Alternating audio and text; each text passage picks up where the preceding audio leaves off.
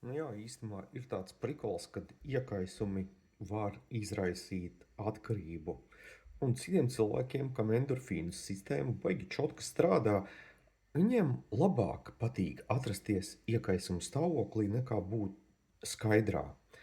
Un tā kā alkohols arī palīdz tev izdalīt endorfīnas, tad ir baigi bieži tā, ka alkohols tev izraisa iekaisumu, kurš tev izraisa vēl pēc tam tādu kā endorfīnu plūsmu, un tev tās paģiras var justies tā kā patīkami kaut kādā ziņā.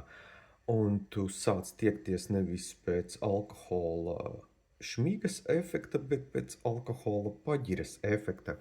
Cilvēki, kas slimo, viņi šad un tad reportē, ka slimošana jūtās dīvaini labi, tāpēc ka endorfīni.